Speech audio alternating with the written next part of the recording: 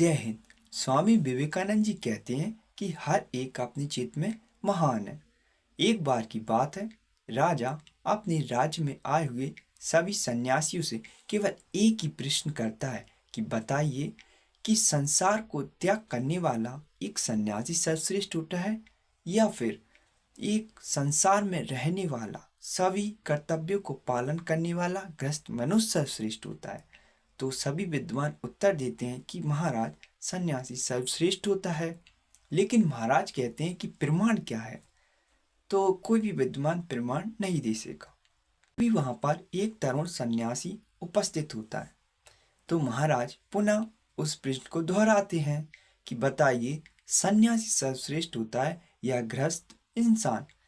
तो तरुण सन्यासी कहता है कि महाराज, इस प्रश्न का मैं अवश्य उत्तर दूंगा, लेकिन आपको मेरे साथ कुछ दिन व्यतीत करने होंगे, ठीक मेरे जैसे। तो महाराज बिना कुछ कहे उसके पीछे चल देते हैं। कुछ दिनों पश्चात वह एक देश की बड़ी राजधानी में पहुंच जाते हैं। वहां पर वे देखते हैं कि ढोल नगाड़ों की आवाजें गूंज रही है, जश्न का माहौल है, सभी रंग बिरंगे वस्त्र पहने हुए। तभी उन्हें एक डोल पीटने की आवाज आती है कि सुनो सुनो सुनो, आज राजकुमारी का स्वयंवर है। यानी कि जिस देश की राजधानी में वे पहुंचे थे, वहां के राजा की एक इकलौती राजकुमारी थी जो कि अद्वितीय सौंदर्यवान थी। यानी कि उसके समान कोई भी दूसरी राजकुमारी सुंदर नहीं थी। अब बात ये थी कि उस स्वयंवर में हमारे राजा और सन्यासी भी जा पहुंचते हैं।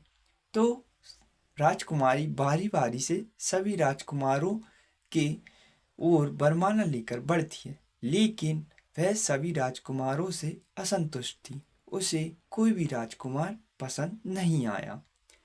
तभी वहां पर एक दूसरा तरुण सन्यासी आ पहुंचता है। उसे देखकर ऐसा लग रहा था मानो कि सूर्यदेव आकाश से धरती पर उतर आए हों। इतना सौंदर्यवान रूप को देखकर राजकुमारी मोहित हो गई और उसकी ओर वरमाला लेकर चल पड़ी। लेकिन सन्यासी वरमाला को रोक कर कहता है कि छी छी, मैं यह विवाह नहीं कर सकता।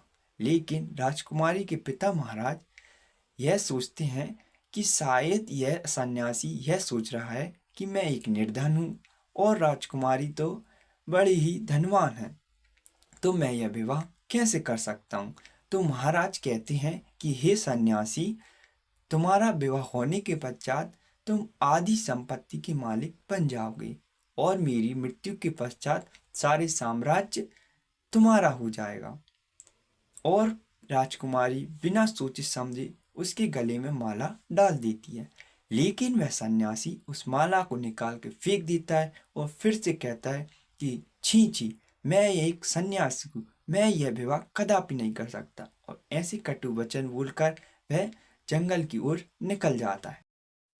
राजकुमारी कहती है कि अगर मैं विवाह करूंगी तो सिर्फ उसी सन्यासी से, नहीं तो अपनी देह को मृत्यु के हवाले कर दूंगी। और उस सन्यासी के पीछे चल देती है और उन्हीं के पीछे हमारे सन्यासी और राजा भी चल देते हैं।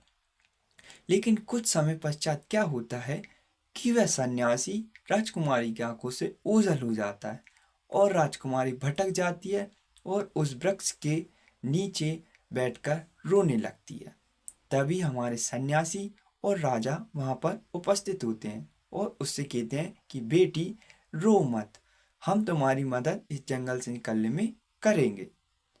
लेकिन अभी रात्रि हो चुकी है, तो हम प्रातःकाल मार्ग खोजने में तुम्हारी सहायता करेंगे। अभी यहीं पर विश्राम करते हैं। जिस पेड़ के नीचे वे विश्राम कर रहे थे, उस पेड़ के ऊपर एक चिड़िया, उसकी पत्नी और 3 बच्चे घोंसले में थे। तो वह चिड़िया अपनी पत्नी से कहता है कि देखो कि हमारे गृहस्थ जीवन में कुछ अतिथि आए हुए हैं, हमें उनका सत्कार करना चाहिए। और इसके लिए वह सोचता है कि ठंडी का मौसम है, तो वह एक ज्वलनशील लकड़ी को चोंच में दबाकर उनके आगे पटक देता है और वह उससे और आग जलाकर तापने लगते हैं। लेकिन कुछ समय बाद फिर चिड़िया के मन में ख्याल आया कि ये तो भूखे भी होंगे, तो इनके भोजन की व्यवस्था मैं कैसे करूं? तो वह सोचता है कि मैं भोजन तो नहीं ला सकता, मैं मेरे शरीर को जरूर त्याग दे सकता हूँ। और वह उस आग में बिना सोचे समझे कूद जाता है और जल भुन जाता है। लेकिन वो चिड़िया पत्नी यह सोचती है कि ये तो 3 है, इतने से भोजन से क्या होगा? तो वह भी बिना सोचे समझे उसी आग में कूद जाती है। वह तीनों उन्हें बचाने की कोशिश करते हैं, लेकिन आग में वह जल भुन जाते हैं, जिसके कारण वह उन्हें नहीं बचा सकते।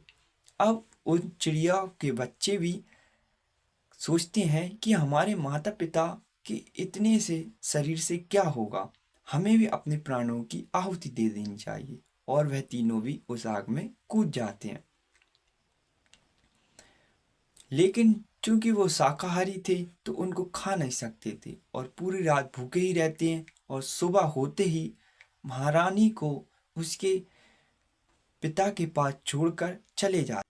हे राजन, अब तो आप समझ ही गए होंगे कि एक ग्रस्त परिवार ने अपने अतिथियों का सत्कार करने के लिए अपने प्राणों की तक आहुति दे दी। और उस सन्यासी ने इतनी सारी संपत्ति और रूपवान राजकुमारी का भी त्याग कर दिया। किस लिए? अपने सन्यास के लिए। यानी कि मैं आपसे यह कहना चाहता हूँ कि राजन, हर एक अपने क्षेत्र में महान होता है। यानी कि अगर आप सन्यासी बनना चाहते हैं तो आपको इस संसार को त्याग देना होगा। सब कुछ, धन दौलत, यहाँ तक कि अपने परिवार को भी त्यागना होगा। अगर आप गृहस्थ जीवन व्यतीत करना चाहते हैं तो आपको संसार के सारे कर्तव्यों, यानी कि अपने घर आए हुए अतिथियों का भी सत्कार करना चाहिए। यही सही जीवन है। तो इस कहानी से स्वामी विवेकानंद जी कहना चाहते हैं कि हर एक अपने क्षेत्र में महान होता है।